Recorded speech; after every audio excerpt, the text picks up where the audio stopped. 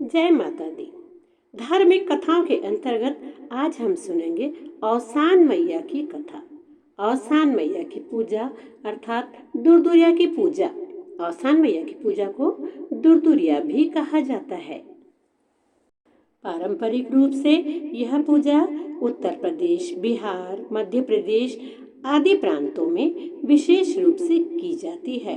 पूर्ण आस्था के साथ सुहागिन महिलाएं इस पूजा को करती हैं। इसमें 1.25 किलो लाई, 1.25 पाव चना, 1.25 किलो गुड़ और पेड़े का प्रसाद रखा जाता है।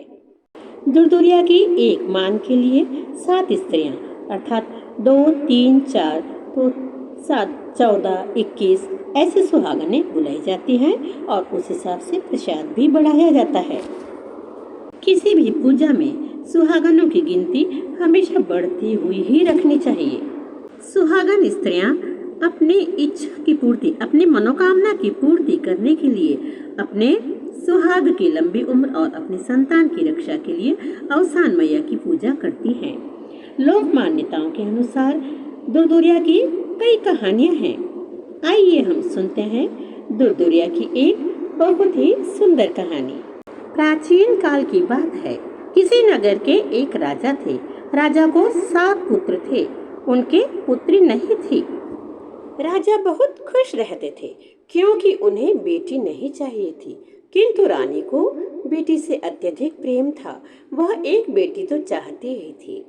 माता जी की कृपा से रानी को एक बार पुनः गर्भ रहा। इस बार रानी ने एक बेटी को जन्म दिया। बेटी को देख रानी बहुत खुश हुई, किंतु उसके मन में भय था कि राजा यह सुनेंगे कि पुत्री का जन्म हुआ है तो वे उसे खत्म करवा देंगे या यहाँ से कहीं दूर भेज देंगे। महल में उसे रहने भी नहीं देंगे। रानी ने दासियों को समझाया कि राजा जी को यह मालूम ना पड़े कि उन्हें पुत्री का जन्म हुआ है। सभी कहना कि पुत्र उत्पन्न हुआ है। इसी प्रकार वह उस बेटी को लड़कों के ही कपड़े पहनाती, लड़कों की तरह ही पालती पोसती थी। राजा यही समझते थे कि यह उनका पुत्र है। धीरे धीरे कर बेटी बड़ी हुई तो राजा को एक दिन यह बात पता चली कि यह उनकी पुत्री है। राजा ने रानी पर जाकर बहुत क्रोध किया। बहुत क्रोधित हुए और फिर कहा कि तुमने यह बात मुझसे क्यों छुपाई। रानी ने डर के कारण सारी बात बता दी, किंतु राजा ने कहा अब यह बेटी इस महल में नहीं रहेगी। मेरे घर में बेटी होना ही नहीं। उन्होंने कहा कि मैं इसे खत्म करवा दूंगा। रानी ने बहुत हाथ पैर जोड़े। 7 भाइयों ने भी इस बात का विरोध किया तो राजा ने कहा ठीक है, मैं इसे जान से नहीं मारता, किंतु इसे यहाँ से दूर जाना होगा। तब भाइयों ने कहा कि पिताजी हम भी अपनी बहन के साथ ही जाएंगे। तो राजा ने अपने 7 बेटों और उस बेटी को महल से निष्कासित कर दिया। 7 भाई जंगल में जाकर एक छोटा सा घर बनाकर अपनी बहन के साथ रहने लगे। वे अपनी रोजी रोटी कमाने के लिए प्रतिदिन वहां से दूर जाते और शाम को पुनः लौट आते। इस तरह काफी दिन चलता रहा और एक दिन बहन बोली, भैया आप लोग तो सुबह से चले जाते हो, शाम को आते हो, किंतु मैं दिन भर बोर होती रहती हूँ। मेरे साथ तो कोई खेलने वाला भी नहीं है, मैं क्या करूँ। तब भाइयों ने कहा कोई बात नहीं। उसी दिन शाम को भाइयों ने उसे 7 गौरैया चिड़िया लाकर दी। 7 चिड़ियाएं उस बहन के साथ खेलती और बहन बहुत खुश रहती। इस तरह उनका जीवन आराम से चलता रहा। भाई सुबह से ही चिड़ियों के दाना पानी का प्रबंध करके जाते थे। बहन दिन भर उनके साथ खेलती, आराम करती, सो जाती और शाम को भाई आकर पुनः चिड़ियों का ख्याल करते थे। एक दिन भाइयों को काम के सिलसिले में सुबह अंधेरे ही घर से जाना था। काम की अधिकता के कारण जल्दी जाना था। उन्होंने जाने से पहले बहन से कहा, बहन हम जा रहे हैं, हमने चिड़ियों के लिए दाना पानी नहीं रखा है। बेटा तुम इनका बराबर ध्यान रखना और इन्हें समय पर दाना और पानी देना। बहन ने कहा हाँ हाँ भैया आप चिंता न करें, मैं सब कर लूँगी। और बहन खेल खेल में चिड़ियों को पानी देना भी भूल गई। प्यास के कारण 7 गौरैया चिड़िया मर गईं। जब बहन ने देखा तो वो बहुत रोने लगी, बहुत रोने लगी। मेरी गौरैया चिड़िया मर गई हैं, मैं भैया को क्या बताऊंगी, मैं अब किसके साथ खेलूंगी। इस प्रकार वह बहुत ज्यादा रोने लगी। जब वह द्वार पर बैठकर रो रही थी, तभी औसान मैया एक बूढ़ी माँ का रूप धरकर वहां से निकली। यह उनकी ही लीला थी। उन्होंने उस बच्ची के पास जाकर पूछा, बेटी तू क्यों रो रही है, इस तरह क्यों विलाप कर रही है। तब वह रोते हुए बोली, माँ मेरी गौरैया चिड़िया मर गई हैं, मैं इन्हें पानी देना भूल गई थी, ये प्यास से मर गई हैं। और वह बहुत रोई। मैं इनके साथ बहुत खुश रहती थी माँ, मुझे मेरी चिड़िया वापस चाहिए। उसे इस प्रकार रोता देख माता जी ने कहा, जो बूढ़ी का रूप धर कर आई थी, उन्होंने कहा, बेटा तू चिंता ना कर, तेरी चिड़िया वापस जीवित हो जाएंगी। तुरंत लड़की ने पूछा, माँ कैसे।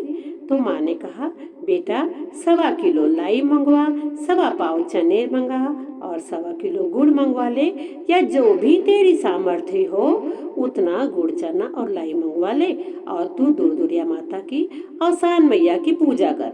उसे उन्होंने पूजा विधि बताई कि 7 सुहागिन औरतों को निमंत्रण देकर उन्हें लाई चने की ढेरी लगाना और पूजा करना, औसान मैया को सिंदूर चढ़ाना, चावल चढ़ाना।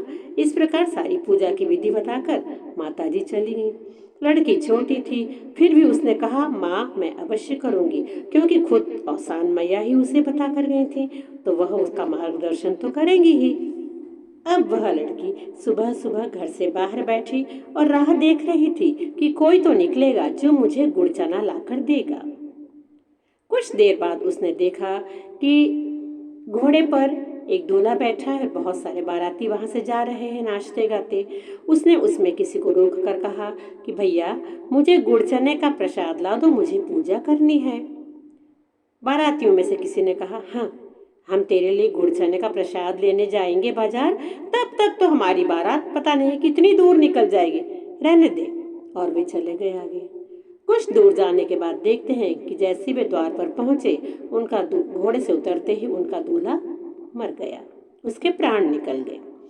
तभी उन लोगों के मन में विचार आया, एक कन्या ने कहा था गुड़ चना लाने को, माता जी की पूजा करनी है, और हमने नहीं दिया, शायद इसी कारण ऐसा हुआ है। इधर कुछ देर बाद एक शव को लेकर, अर्थात शव यात्रा जा रही थी, मुर्दे को लेकर कुछ लोग जा रहे थे। कन्या ने उसी में से किसी को रोक कर कहा, भैया मुझे गुड़ चने ला दीजिए, प्रसाद है, मुझे पूजा करनी है, माता जी की पूजा करनी है। उन्होंने सोचा, ठीक है बच्ची कह रही है, इसे पूजा करनी है, तो इसका काम कर ही देते हैं। और उन्होंने किसी को भेजकर गुड़ चना मंगवा दिया और बच्ची को दे दिया। अब उस कन्या के सामने समस्या थी कि मैं 7 सुहागिन औरतें कहाँ से लाऊंगी। तभी वहां से एक बूढ़ी दादी निकल रही थी, जो अधिक बूढ़ी ना थी, वे सुहागन थी। कन्या ने उन्हें रोक कर अपनी समस्या बताई। उन्होंने कहा, बेटा चिंता मत कर, मैं गांव में ही जा रही हूँ, पास में ही हूँ, मैं अभी 7 सुहागनें लेकर आती हूँ, वे कोई भी इतनी जल्दी मुंह नहीं जुठारती हैं। इस पूजा से पहले हमें कोई अन्न की चीज नहीं खानी चाहिए। वे माता जी गईं और लेकर आई।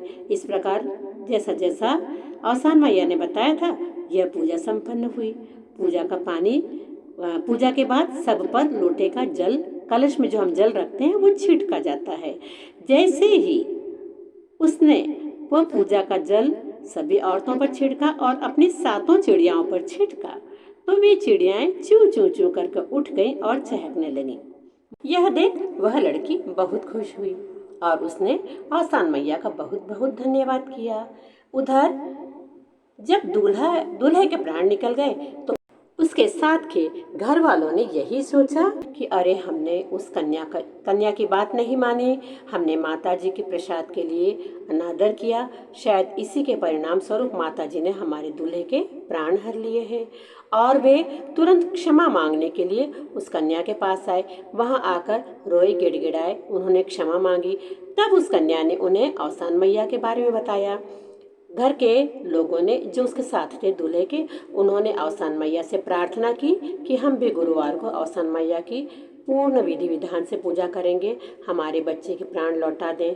औसान मैया खुश हुई और उन्होंने दूल्हे को पुनः जीवित कर दिया। इस प्रकार वे भी बहुत खुश हुए और उन्होंने भी औसान मैया की पूजा करने का संकल्प लिया। वह कन्या बहुत खुश हुई। भाइयों के आने पर उसने यह पूरी घटना बताई। अगले गुरुवार भाइयों ने उसे फिर से गुड़ चना ला कर दिया और कहा, बेटा अब और अच्छे से औसान माता की पूजा करो, शायद पिताजी खुश हो जाएं और हमें बुला भी लें। माताजी ऐसी कृपा कर दें। अगला गुरुवार फिर उस कन्या ने गांव पास के ही गांव में अपने भाइयों को भेजकर उन्हीं जो दादी जी थी उनसे कहकर सुहागन औरतों को बुलवाया। बहुत सी सुहागन औरतों को बुलाकर उसने लाई चने की ढेरी लगाई, उस पर गुड़ रखा, पूजा की और दुर्दुरिया माता की औसान मैया की कथा सुनाई। कथा सुनने के बाद औसान सबको प्रसाद दिया। औसान मैया इस पूजा से बहुत प्रसन्न हुई और उन्होंने उधर राजा की अर्थात सातों भाइयों और उस बहन के पिता की बुद्धि पलट दी। वे खुश होकर अपने बच्चों का पता लगाकर उन्हें लेने को आए और लाव लश्कर के साथ अपने घर ले गए और अपनी बेटी को बहुत ही लाड़ प्यार से रखने लगे। इस प्रकार औसान मैया ने जैसे उनकी इच्छाएं पूरी की, उनकी रक्षा की, वैसे ही पूजा करने वाले सबकी इच्छाएं पूरी करें और सबकी रक्षा करें। औसान मैया की जय। बहनों, औसान मैया की यह कहानी आपको कैसी लगी? कृपया कमेंट करके मुझे ज़रूर बताएं। कमेंट में जय औसान मैया या जय माता दी ज़रूर लिखें। हमारे चैनल पर पहली बार आए हैं तो इसे सब्सक्राइब ज़रूर करें और वीडियो पसंद आया हो तो इसे लाइक और शेयर भी करें। अधिक से अधिक औसान मैया की कथा को आप शेयर करें। औसान मैया की अन्य कथाओं के लिए आप अगले वीडियोस देखते रहें। मैं औसान मैया की अलग अलग कहानियाँ और औसान बीवी की पूरी कथा ज़रूर आपको प्रस्तुत करूँगी। वीडियो में अब तक बने रहने के लिए आपका बहुत बहुत धन्यवाद। मिलते हैं अगले वीडियो में एक नई कहानी के साथ। तब तक के लिए जय माता दी।